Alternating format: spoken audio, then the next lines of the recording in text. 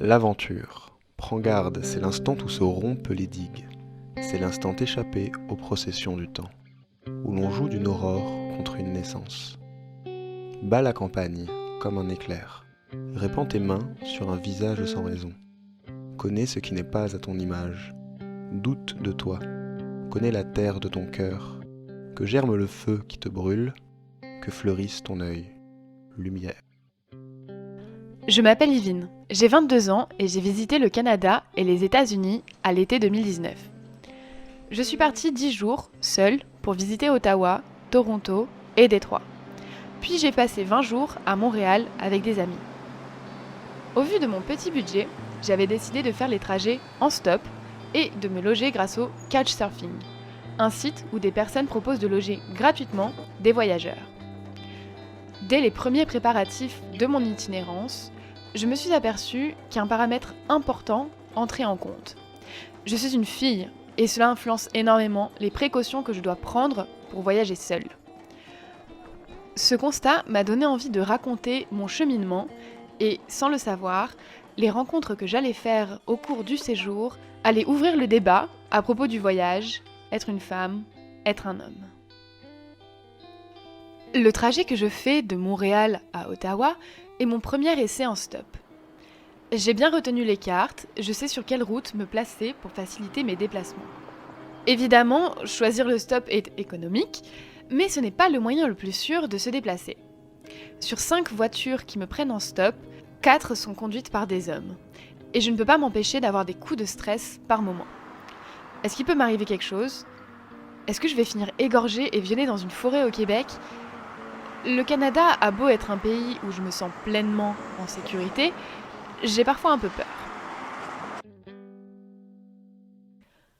Être seule me permet de beaucoup réfléchir, notamment à mon trajet en stop.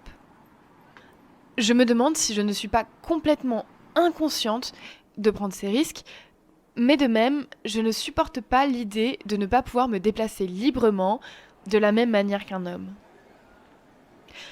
Je me demande pourquoi je me méfie des hommes que je ne connais pas. Je pense que c'est un mélange de mes propres expériences, mais aussi des mauvaises expériences des filles autour de moi, et surtout de récits qui m'ont été faits. Des récits glaçants, de filles violées par un homme alors qu'elles faisaient leur jogging, kidnappées par un mec en rentrant de l'école, tuées par un gars en faisant du stop. Ces crimes ne sont peut-être pas quotidiens autour de moi, pourtant, il en résulte que les femmes ont peur de voyager seules, peur de faire du stop et même peur de faire leur jogging en forêt. Cette peur me fait prendre certaines mesures pour me sentir plus en sécurité pendant mon voyage seul. Par exemple, j'ai un téléphone de rechange avec un numéro canadien provisoire, j'ai toujours avec moi mon couteau et mon petit spray au poivre, et enfin, je ne dors que chez des femmes. Diana est ma première hôte, elle est canadienne. Nous parlons des voyages en solo puisqu'elle en a déjà fait. Je lui demande de me raconter son expérience. Say hi to the camera. Cute. Hi, I'm Deanna. I've solo traveled last year. It was my first trip ever by myself, and I was overseas to the UK, and I went to London and Glasgow and Edinburgh. I went to a place where I spoke the same language as the locals. I thought that was like something really important. I made sure to always have my phone on me, and I got a phone plan.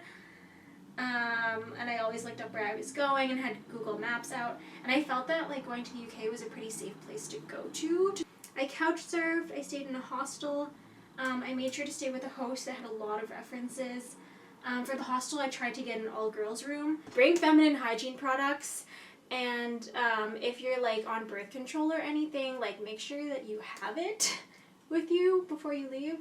Important things for traveling. I always like updated my friends on where I was, what I was wearing, where I was going. I tried to talk to other solo travelers. I met up with other couch surfers. I didn't really tell people I was traveling alone, kind of. I just said I was like visiting friends.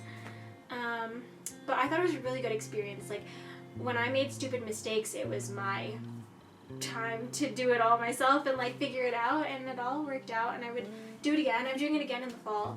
But yeah, travel solo. You don't have to wait for anybody. You could just get up and go.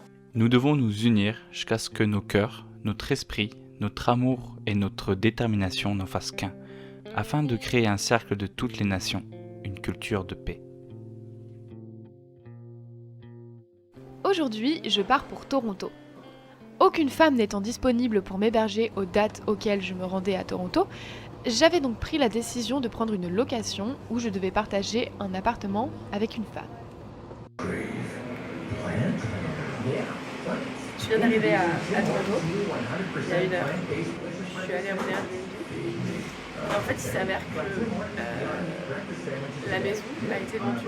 Et la maison est vide. Et donc j'ai appelé le monsieur du Airbnb qui m'a dit qu'il ne comprenait pas pourquoi est-ce que la réservation avait été acceptée, sachant qu'il avait supprimé son compte, sachant que Airbnb a déjà pris mon argent. Je suis à Toronto depuis 1h30 et j'ai nulle part où dormir. Finalement, je trouve une auberge de jeunesse, mais les prix sont trop élevés pour que j'y reste 3 nuits. Je demande donc en dernière minute des couchsurfing chez des hommes. À l'auberge de jeunesse, je suis dans une chambre mixte. Je n'ai pas fait de demande particulière, mais ça me fait réfléchir. La non-mixité de genre est exclusivement mise en place pour la sécurité des femmes, pour les protéger des hommes. Malheureusement, je sais que ce clivage est justifié, au vu des agressions que les femmes subissent dans l'espace public au quotidien. J'aimerais me dire que si je ne trouve pas où dormir un jour lors d'un voyage, je puisse dormir sur un banc, dans un parc, dans une gare. Mais mon entourage féminin et moi-même avons beaucoup trop été agressés dans la rue, dans les gares, dans les transports. Et je n'énumère là qu'un pourcentage infime des histoires que nous avons vécues, les femmes de mon entourage et moi, et je n'évoque que celles qui se sont passées dehors avec des inconnus. Je ne ferai même pas mention de ce que nous subissons dans l'intimité. Bref, un homme qui dort dans la rue n'encourt pas les mêmes risques qu'une femme. Pour mes 2 dernières nuits à Toronto, je me retrouve en couchsurfing chez Facundo, Canadien-Argentin habitant dans une coloc de garçons. J'appréhende, mais Facundo est un ange. Premièrement parce qu'il me sauve de mes galères de logement, et deuxièmement parce qu'il est extrêmement respectueux. Il me fait dormir, seul, dans son lit double, et lui dort par terre. Je peux profiter pleinement de la ville sans trop me torturer l'esprit, et j'en suis éternellement reconnaissante à Facundo pour cela. Je me sens en sécurité grâce à lui. Je ne le sais pas encore, mais quelques mois plus tard, je retrouverai Facundo à Rome, en Italie. Un midi, je pique-nique au Queen's Park, à la même table qu'un homme, assez âgé, qui déjeune lui aussi au soleil. Nous commençons à parler. Il s'appelle Stanley, il est slovène, et il me raconte un peu sa vie. Il me dit qu'il n'aime pas la façon dont le monde change de nos jours, avant de me proposer une lampée de Grand Marnier, que je refuse poliment. Nous parlons de photographie, et il me donne son adresse postale. En échange de la mienne, il me promet de m'envoyer des pellicules de photos qu'il a prises, dont il ne sait plus quoi faire. Encore une fois, c'est le début d'une amitié, épistolaire cette fois. Mais sur le moment, je pense à mon éducation, à ce que l'on nous apprend quand on est enfant, ne pas parler aux inconnus dans la rue. Je ne conteste pas cette règle, seulement je suis heureuse d'avoir osé passer outre, et chaque carte postale de Stanley m'apporte beaucoup de joie.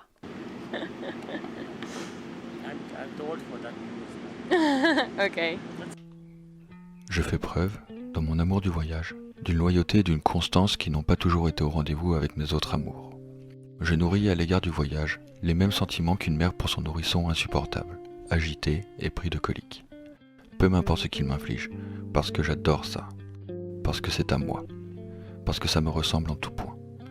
Pourrait me vomir dessus tout autant qu'il le souhaite, je m'en fiche complètement. La 3e et dernière étape de mon itinérance est celle que j'attends avec le plus d'impatience. Détroit, Michigan, États-Unis.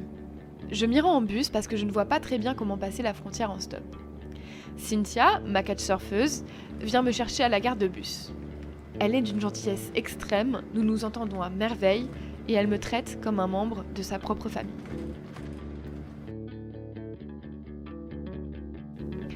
Détroit, c'est mon choix de destination qui me vaut le plus de questions.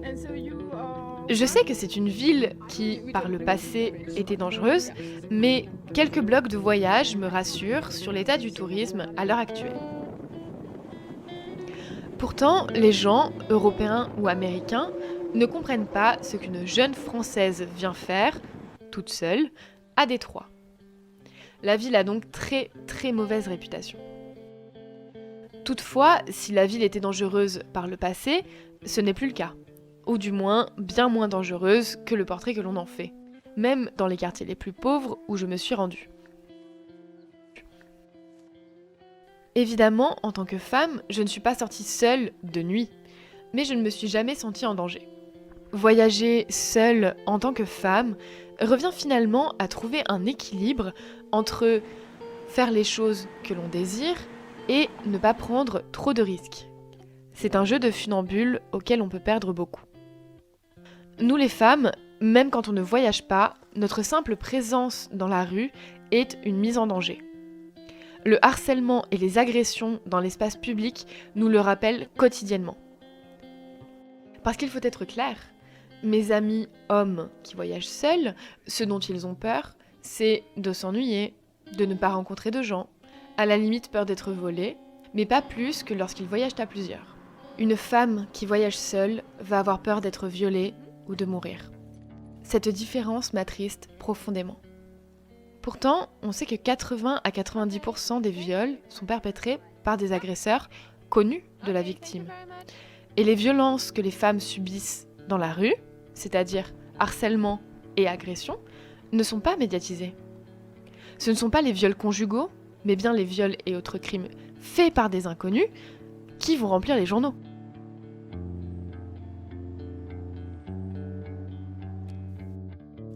Aujourd'hui, de nombreuses associations féministes cherchent à faire changer la donne, puisque cette médiatisation spécifique donne une image faussée des violences faites aux femmes. En effet, on est amené à penser que les viols sont commis dans l'espace public, par des inconnus. De ce fait, on invisibilise le harcèlement de rue, les agressions dans les transports et les violences conjugales.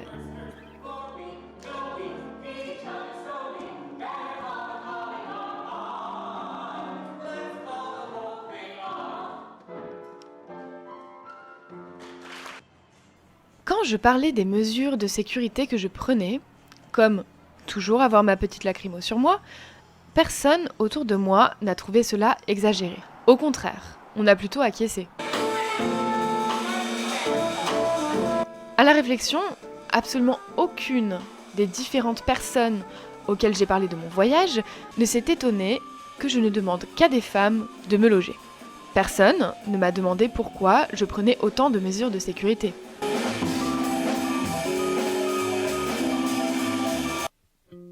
N'est-ce pas désolant de voir à quel point nous sommes habitués à avoir peur de la moitié de l'humanité ? À avoir naturellement peur des hommes ? Je reste entièrement persuadée que cette peur est justifiée. Tout autant que je reste persuadée que la dangerosité supposée des hommes n'a rien à voir avec des questions de nature masculine ou de caractère. Pour moi, ce danger que représentent les hommes est intimement lié à l'éducation des hommes et des femmes, ainsi qu'à notre perception les uns vis-à-vis des autres. Je rencontre à l'Institut des Arts de Détroit un étudiant en design nommé Walter. Nous discutons pendant des heures devant les œuvres avant d'aller manger un falafel. Walt est né et a grandi à Détroit. Je lui parle de mes impressions sur le Canada, les États-Unis et mon expérience en tant que femme. On en vient à parler d'un sujet qui m'intéresse énormément, les masculinités. Il accepte de me faire part de sa vision de la masculinité états-unienne devant la caméra. My name is Walter Charles III. I am a design student here at Wayne State. Okay, so you were telling me about the rules. Yeah, so this is how I see it.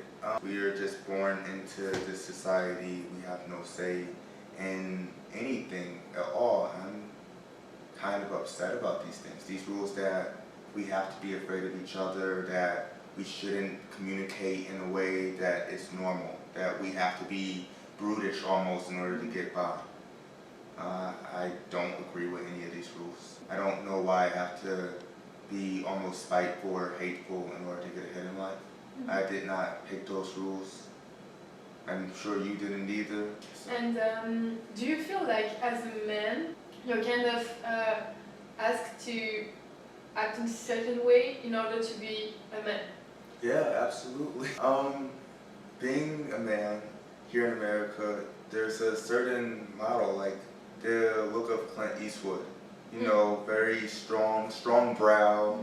You have this demeanor about you that says nobody can mess with me. And if you do, you're out.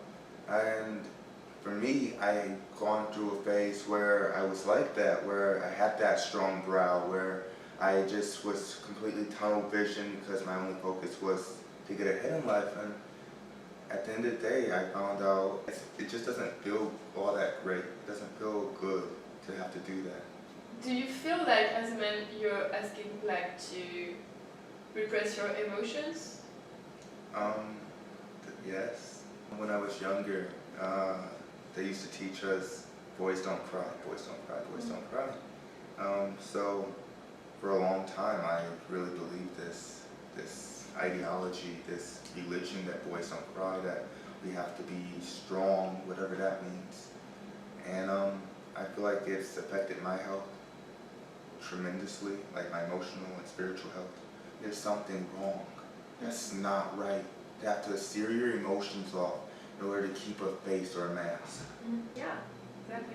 I don't know how to change these rules just yet, but I feel like it is our generation's goal, if not the next, hopefully it is ours, that we change these things. There's no reason that we should become stagnant in the development of mankind, of humankind. We need to move forward past our petty squabbles. Yeah, do you feel that those rules have been changing? I think that the conversation is really just beginning. I feel like the laws are in place, yeah, but the conversations are still not being had because people are afraid of those conversations. So I guess it's just time to talk. Yeah.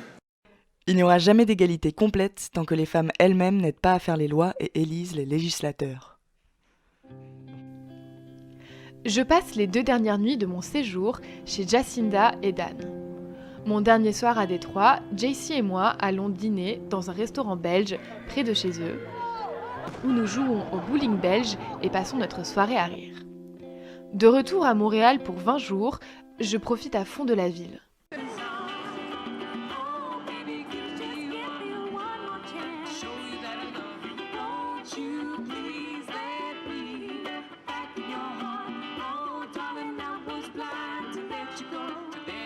Avec quelques jeunes rencontrés à Montréal, je pars en camping aux gorges de Coaticook, au bord du lac Lister. C'est dans ce cadre magnifique qu'Alexia, grande baroudeuse de mon âge, me partage ses aventures. Tes appréhensions avant de voyager toute seule, c'était quoi? Et est-ce que tu as gardé ces appréhensions? Au début, c'était vraiment de la peur, je dirais. La peur d'être, je sais pas, agressée, violentée, parce que je suis une femme, parce que je suis faible, parce que je suis sujette à tous ces problèmes. En stop notamment, sur qui est-ce que je vais tomber, peur de la violence, peur de la figure masculine, parce que tu sais, t'as toujours ce truc d'enlèvement, de viol, d'histoires super tragiques que tu vois dans les médias. De me dire, bah, je fais du stop toute seule, je vais vers l'inconnu, je sais pas sur qui je peux tomber, ça peut être violent, ça peut être agressif. Et je me rends compte que ça a vraiment évolué dans le sens où maintenant je me dis, mais en fait, si j'ai toujours ces peurs en moi, je fais plus rien, tu vois, parce que je peux être violée, agressée sur le chemin de la fac. Le meilleur moyen de les combattre, c'est juste de les affronter et de m'y confronter. Et du coup, maintenant, quand je fais du stop et que les gens me disent mais t'as pas peur de faire du stop? Je suis là, bah non, en fait, parce que d'une, j'ai jamais eu de vraies mauvaises expériences. Genre, je suis déjà tombée sur des gens chelous. Un mec, on était deux filles pour le coup. Un mec qui met la main sur la cuisse de ma pote qui était devant, tu vois. Et genre là, on descend direct, mais toute seule. Ça m'est jamais vraiment arrivé de tomber genre sur un mec qui soit vraiment, vraiment chelou. Et tous les gens que je rencontre aujourd'hui, à chaque fois que je fais du stop, c'est juste extraordinaire. Et c'est toujours plus de belles rencontres, toujours plus de gens bienveillants. Et c'est juste incroyable à chaque fois. Et je leur dis tous la même chose, quoi. Genre là, encore il y a 2 semaines, c'est quand je suis allée en stop à Rivière-du-Loup. J'ai fait 6 heures de stop, 12 allers-retours du coup. Et chaque personne qui m'a prise en stop m'a dit mais t'as pas peur, t'inquiète pas, t'es avec moi en sécurité, machin.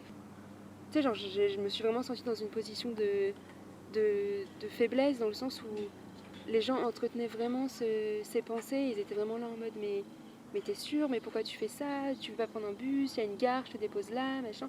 Et les gens étaient genre carrément plus inquiets que moi. Et j'ai envie de prouver aux gens que non, une femme toute seule, c'est pas signe de faiblesse, c'est pas, je suis pas juste sujette aux violences et aux conneries de quiconque. Je suis aussi juste humaine et je voyage et c'est ma façon de voyager et je kiffe. Tu as voyagé seule dans plein de pays différents. Est-ce que tu as remarqué des différences entre les pays? Le Canada, du coup, c'est l'exemple que j'ai qui est le plus pertinent. Plus que dans d'autres pays, les gens ont vraiment été inquiets pour moi. Genre, il n'y a pas une seule voiture qui ne m'a pas dit t'inquiète, t'es safe avec moi. Genre, tous, je dis tous parce que j'ai sur toutes les voitures, il n'y a que des hommes qui m'ont pris sauf une femme qui était seule et un couple. Sinon, ça a été que des hommes et tous m'ont dit mais t'inquiète avec moi, t'es en sécurité, t'as pas à t'en faire, t'as pas de soucis. Et c'est eux qui amenaient ce côté rassurant alors que j'avais moi-même rien demandé. L'année dernière en Russie, j'ai trouvé les relations hyper sexistes, genre beaucoup plus qu'en France. Et un mec notamment, un couchsurfer, donc masculin, on était 3 filles à dormir chez lui et genre le mec nous ouvrait absolument toutes les portes des voitures, il prenait tous nos sacs, le mec il avait 5 sacs sur lui, ça en devenait ridicule, c'est genre il était vraiment à notre service et il faisait tout et c'était de la gentillesse de sa part parce que pour lui c'est comme ça, dans la société russe c'est comme ça, c'est sa culture, c'est ce avec quoi il a grandi, il doit servir la femme et il doit être à sa disposition, à son service, du coup il pensait être sympa en faisant ça avec nous, sauf que moi ça m'a juste foutu sur les nerfs, j'ai vraiment eu l'impression d'être dégradée et d'être genre redescendue d'un étage. C'est l'homme qui organise, c'est l'homme qui mène la danse, c'est lui qui va te dire quoi faire, machin, et toi juste tu suis. J'étais là, non en fait, genre ça se passe pas comme ça. Après j'ai voyagé toute seule en Malaisie et j'ai fait un peu de stop en Malaisie. C'était mon premier grand voyage seul avec autant de différences culturelles, autant de dépaysement, autant de chocs culturels et tout. Et du coup je l'ai plus pris comme une expérience. J'avais fait du stop avec cette appréhension constante de me dire on verra sur qui je tombe, mais j'avais rien noté de particulier. Et après j'avais fait du stop pas mal au Chili, j'ai traversé le Chili en stop et pour le coup on était deux meufs et je me sens direct plus rassurée quand on est plusieurs. Du coup j'ai énormément d'appréhension qui tombent et qui partent. Et en fait que des bonnes surprises au Chili pour le coup. Une bienveillance incroyable, genre zéro problème. Mais je sais quand même que même en France, quand je fais du stop, il y a toujours un peu cette appréhension au départ, tu vois. Ouais, donc ça dépend vraiment pas du pays, quoi. Non, je pense que c'est... Non, ça dépend vraiment pas du pays. Et j'ai quand même ce truc qui me fait dire, tu sais pas sur qui tu tombes et j'espère que je vais tomber sur des gens cool et j'espère que ça va bien se passer. C'est ouf à quel point c'est ancré que la figure féminine est plus faible et plus sujette à être victime de quoi que ce soit. Ça me donne juste la patate pour refaire toujours plus de stop et discuter de ça avec les gens parce que c'est des sujets qui reviennent tout le temps avec les gens.